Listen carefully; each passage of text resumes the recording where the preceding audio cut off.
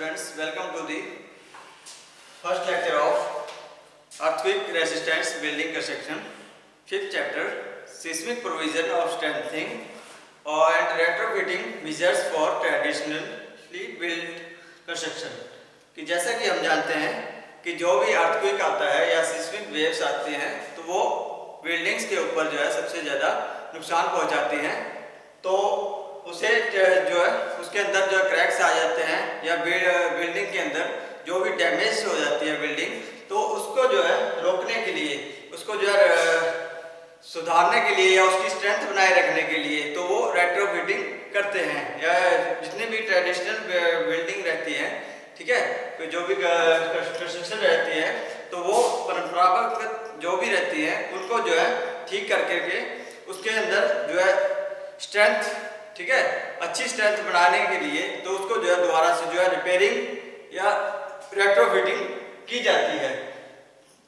तो इसके लिए, ठीक है, तो हम जो है हाउसेज को जो है, ठीक है, अर्थक्वेक से जो है अर्थक्वेक नहीं बना सकते हैं, अर्थक्वेक प्रूफ नहीं बना सकते हैं, लेकिन उसे जो है सुधार करके जो उसको जो है उसका विरोधी बना सकते हैं, ठीक है, तो विरोधी बना सकते हैं ताकि अर्थक्वेक जो है किसी प्रकार का जो है बिल्डिंग के ऊपर नुकसान ना कर सके, ठीक है। तो उसके लिए हम सबसे पहले तो जो रिस्पॉन्सिबिलिटी होती है, ठीक है, तो जो बिल्डिंग अर्थक्वेक मोशन है तो वो उसकी जो है शेप चेंज कर करके या किसी प्रकार का जो है उसके अंदर मॉडिफिकेशन कर करके तो जो है अर्थक्वेक से जो है बिल्डिंग को जो है नुकसान होने से बचाया जा सकता है, या उसको जो है दोबारा से जो है रिपेयरिंग करके या उसके अंदर अच्छा मटेरियल प्रोवाइड करवा करके तो उसे अर्थक्वेक प्रूफ बना सकते हैं, ठीक है, या उसको जो है उसका विरोधी बना सकते हैं, ठीक है। तो कौन कौन से जो है पॉइंट जो है दिमाग के अंदर डिजाइन करते समय, ठीक है, डिजाइन करते समय कौन कौन से पॉइंट जो है दिमाग के अंदर रखने चाहिए, ठीक है, तो उसके बारे में हम अभी डिस्कस करेंगे। Point to be kept in mind while designing earthquake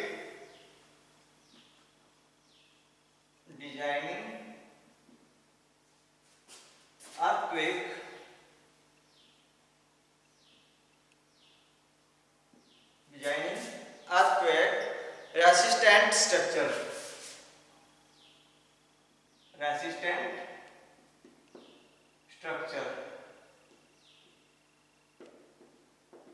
तो ये स्ट्रक्चर तैयार करने से पहले तो कौन कौन से जो है हमें जो पॉइंट जो है माइंड के अंदर जो है रखने चाहिए। Number 1, plan and elevation of the flowing should be simple as possible with minimum of regularity in shape, ठीक है, तो उसमें जो है किसी प्रकार का जो है टेढ़ा मेढ़ापन या अस्थायीपन ना होना चाहिए, ठीक है। बिल्डिंग के जो स्ट्रक्चर बिल्कुल ही जो प्लान और एलिवेशन होता है वो बिल्कुल ही सिंपल और सादा, ठीक है, सिंपल और सादा होना चाहिए, ठीक है, ताकि जो है किसी प्रकार का वो नुकसान ना कर सके। ज़्यादा हैवी नहीं होना चाहिए, ठीक है, ताकि जो है जो ज़्यादा नुकसान कर सके, ठीक है। Number 1, plan and elevation of the building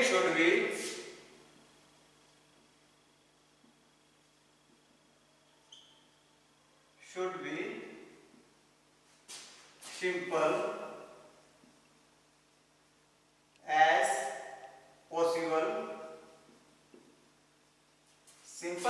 possible with minimum of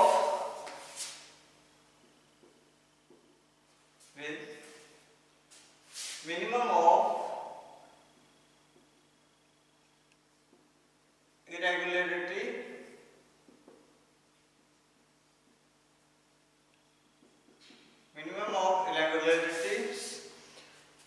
in shape,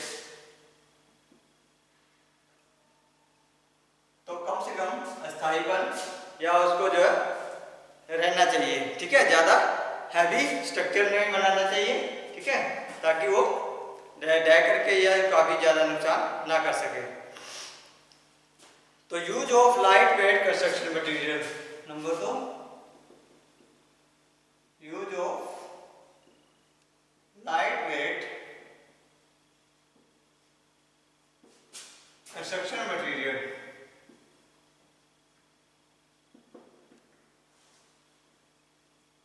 तो लाइट वेट कंस्ट्रक्शन मटेरियल का प्रयोग ज़्यादा से ज़्यादा होना चाहिए, ठीक है। Along with adequate strength should be preferred than routine traditional construction। तो लाइट वेट कंस्ट्रक्शन होनी चाहिए, ठीक है, और उसके अंदर स्ट्रेंथ अच्छी होनी चाहिए, ठीक है। तो use of ductile material number 3, use of ductile material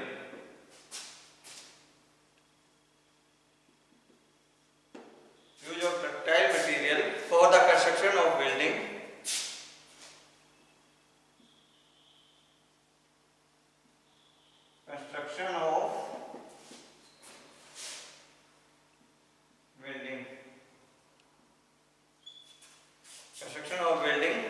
should be prepared as they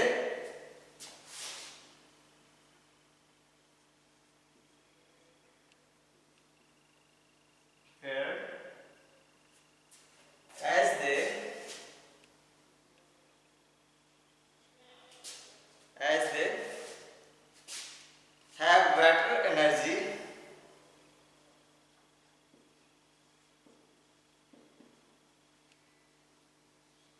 absorbing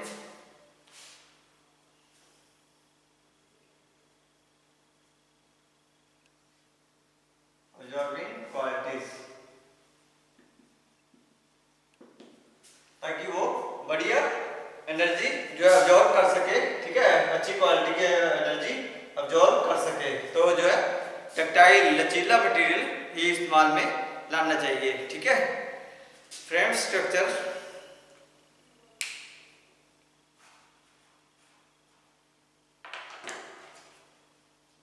special emphasis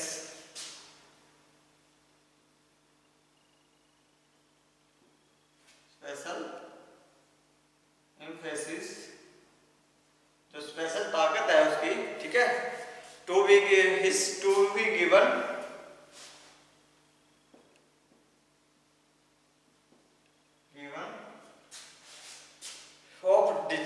to design of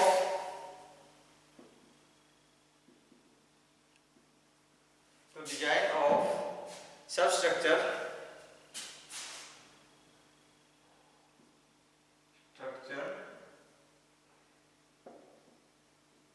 जैसे कि फाउंडेशन, ठीक है। तो इसके अंदर जो है बल देना चाहिए, ठीक है, किसके अंदर, फाउंडेशन। तो जो नीचे अगर फाउंडेशन है उसकी नींव जो है अगर ताकतवर रहेगी या शक्तिशाली रहेगी या वो मजबूत रहेगी, तो ही ऊपर का जो स्ट्रक्चर सब स्ट्रक्चर जो है सही रहता है, ठीक है। Poor quality of construction material,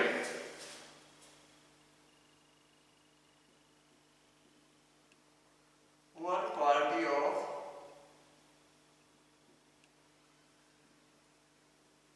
construction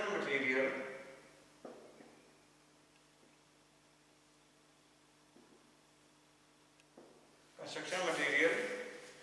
faulty workmanship,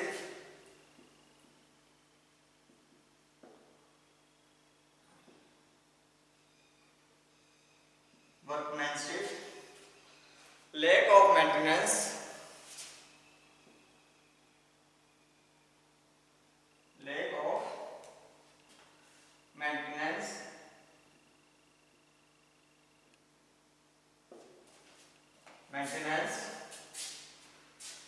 and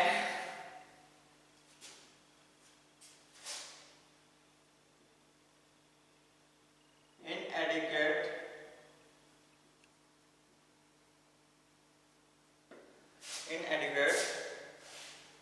design of structure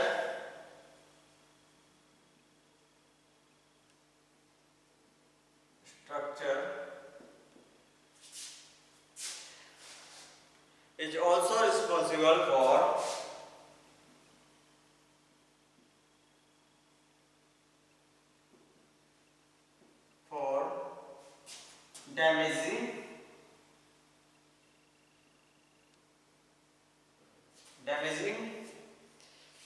during earthquake.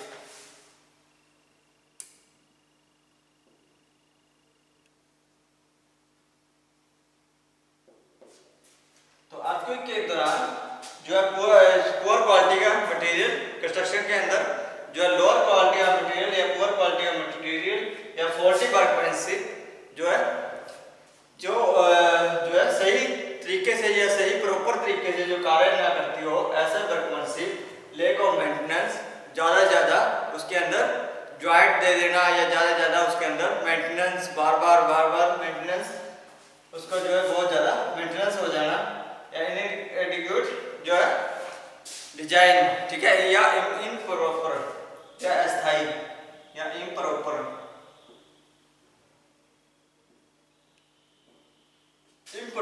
Design of structure, ठीक है, अस्थायी जो है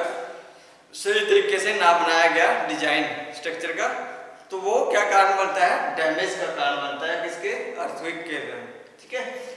अर्थक्वेक के दौरान तो डैमेजिंग बिल्डिंग को डैमेज करने का कारण बनता है। और नंबर 6, टाइम टू टाइम जो है रिवीजन करना चाहिए, ठीक है, उसका जो है बारे में डिस्कस करते रहना चाहिए या उसको देखते रहना चाहिए कि कौन से समय पर जो है कैसा अर्थक्वेक जो है समय पर आता रहता है, तो उसी के हिसाब से ही जो है डिजाइन तैयार करना चाहिए, बिल्डिंग का जो डिजाइन तैयार करना चाहिए। तो ये सारे जो है पॉइंट्स दिमाग में रखने चाहिए स्ट्रक्चर या बिल्डिंग स्ट्रक्चर बनाने से पहले, ठीक है।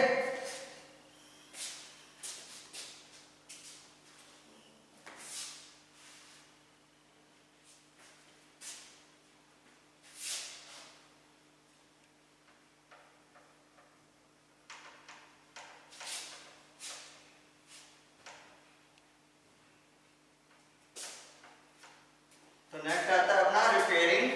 ठीक है, रिपेयरिंग रिस्टोरेशन, ठीक है, तो ये सारा हम नेक्स्ट डिस्कस करते हैं। जब बिल्डिंग ढह जाती है या उसके अंदर किसी प्रकार का जो है फॉल्टी आ जाती है या फॉल्ट आ जाता है, तो उसको जो है रिपेयरिंग किया जा सकता है या रिस्टोरेशन किया जा सकता है एंड रेट्रोफिटिंग, ठीक है, repair, restoration and retrofitting, repair, restoration,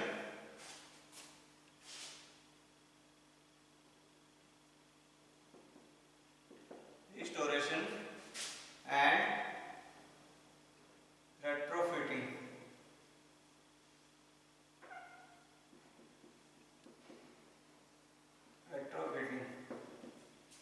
ठीक है। तो रिपेयरिंग सबसे पहले हम डिस्कस करेंगे रिपेयरिंग। तो रिपेयर जब डिफेक्ट आ जाता है, जैसे कि क्रैक्स वगैरह आ जाए, तो जो प्लास्टर उखड़ जाए, ठीक है, और पैचेज आ जाए, ठीक है, और रीप्लास्टरिंग हो जाए, तो इन सब कारणों की वजह से जो है रिपेयरिंग की जा सकती है, ठीक है, जिन जो है डैमेज हो जाती है, ठीक है, डोर या दरवाजे टूट जाते हैं और जितने भी नॉन लोड बेयरिंग है तो वो उसको जो है रीबिल्ड किया जा सकता है, ठीक है। तो सबसे पहले रिपेयरिंग तो क्या है कि जो architectural repair of structure damage due to occurrence of earthquake, तो जो अर्थक्वेक के दौरान जितनी भी बिल्डिंग्स का नुकसान होता है या उसके अंदर क्रैक्स वगैरह रह जाते हैं, ठीक है, और प्लास्टर उखड़ जाता है, तो इस प्रकार के क्रैक्स को जो है रिपेयर करके दोबारा उसको जो है बिल्डिंग को रहने लायक बनाया जा सकता है, ठीक है।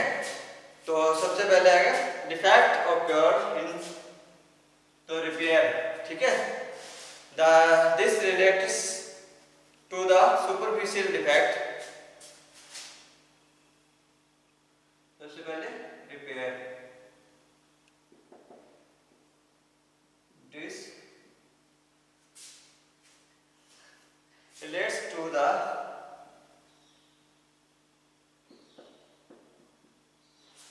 superficial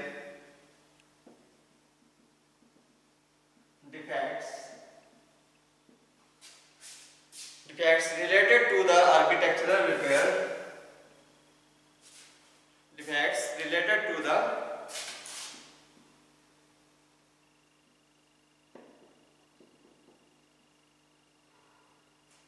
architectural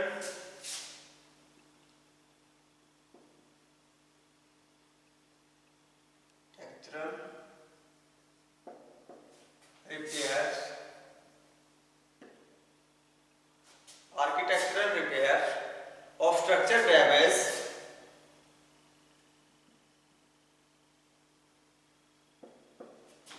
damage due to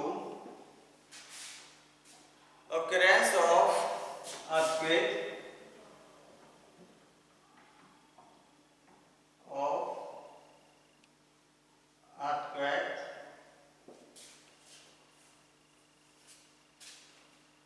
which are listed below, which are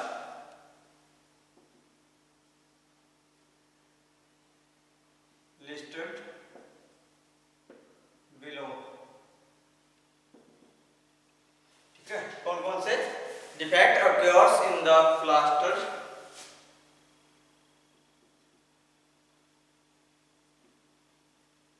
occur in the plaster of the wall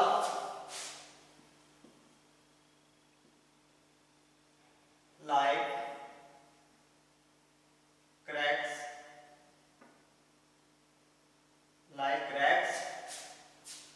falling of plaster,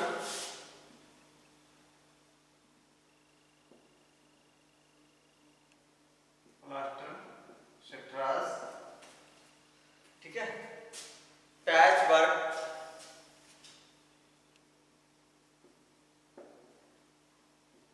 और replastering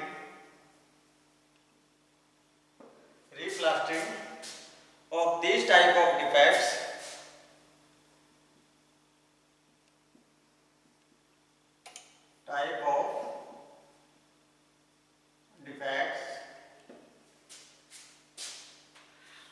is the only solution.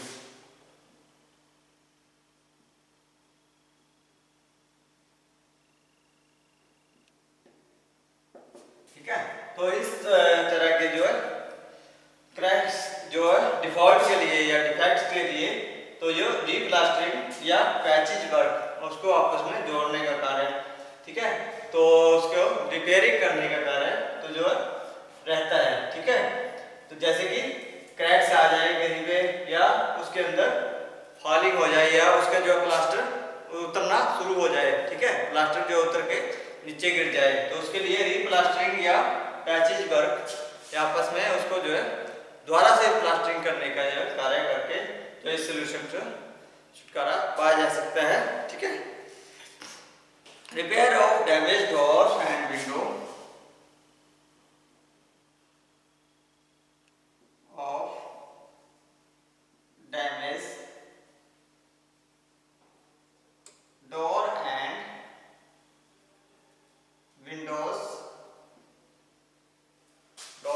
windows,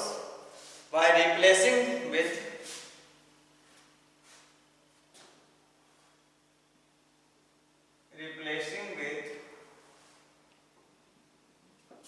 new one।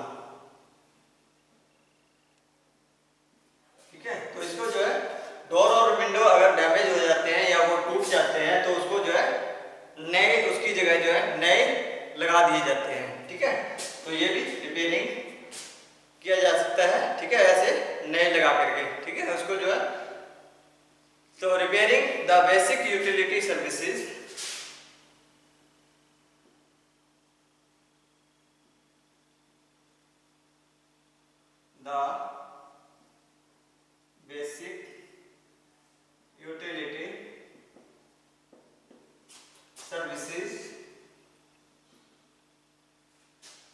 services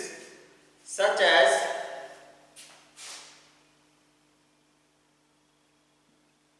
electrical units, electrical units, air conditioning system,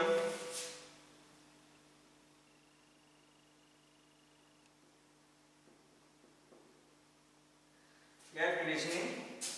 systems, gas pipeline,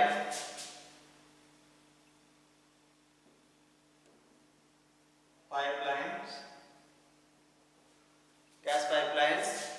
water and sewerage connections, water and sewerage connections,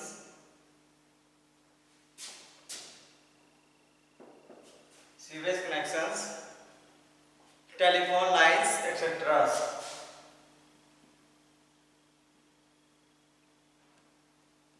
Lines, etc. तो कौन कौन सी repairing की जा सकती है? Electrical unit, air conditioning system, gas pipeline, water and sewerage connections, telephone lines etcetera. इन सबको जो है रिपेयरिंग किया जा सकता है। अर्थक्वेक के दौरान जो डैमेज हुई होती है या ये उखड़ जाती हैं पाइपलाइन से या, ठीक है, तो जो उसके वाटर सप्लाई के कनेक्शन है वो भी उखड़ जाते हैं, इधर उधर हो जाते हैं, तो उसको भी रिपेयरिंग करके ठीक किया जा सकता है। ठीक है, rebuilding of non load bearing walls,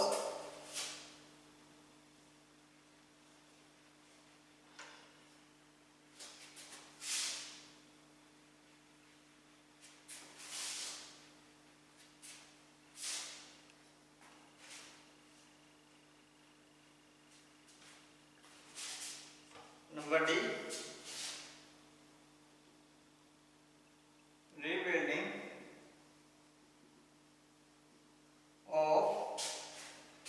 non-load bearing walls,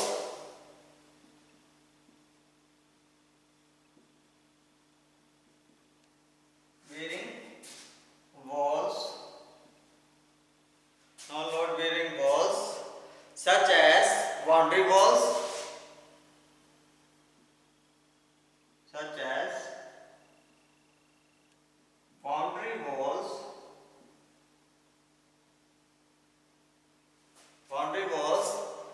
and chimney of house,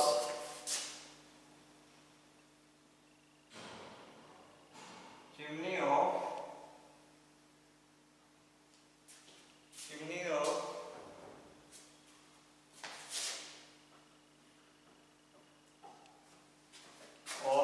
houses, etc. तो रीबिल्डिंग या नॉन बेयरिंग वॉल्स जो भी रहती हैं, ठीक है, तो जैसे कि बाउंड्री वॉल्स, जो बाउंड्री होती है अपने हाउसेस के आसपास, या चिमनी जो ऊपर धुआं निकालने के लिए जो चिमनी लगाई जाती है हाउसेस के ऊपर, तो उनको जो है रीबिल्डिंग, उसको जो द्वारा जो बिल्ड किया जा सकता है। ठीक है, रिपेयरिंग के द्वारा बिल्ड किया जा सकता है। Repairing works related to given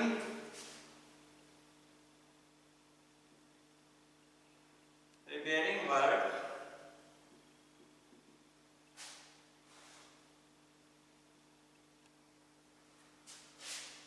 related to giving new look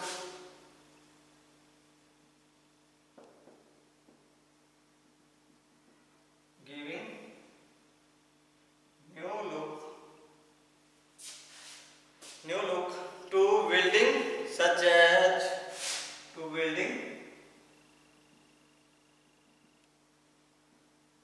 such as whitewashing,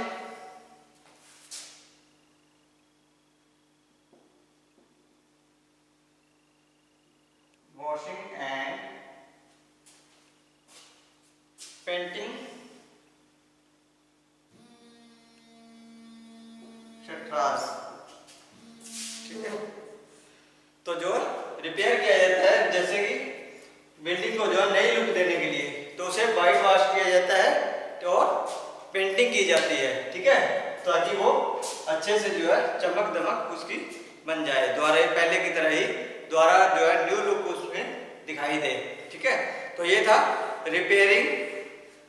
of structures ठीक है, रिपेयरिंग ऑफ स्ट्रक्चर्स के बारे में। ठीक है, रिपेयरिंग ऑफ स्ट्रक्चर एलिमेंट्स कौन कौन से होते हैं, तो इसके बारे में हम नेक्स्ट डिस्कस करेंगे, रिस्टोरेशन ऑफ स्ट्रक्चर के बारे में। ठीक है, तो आज के लिए इतना ही, बहुत बहुत धन्यवाद।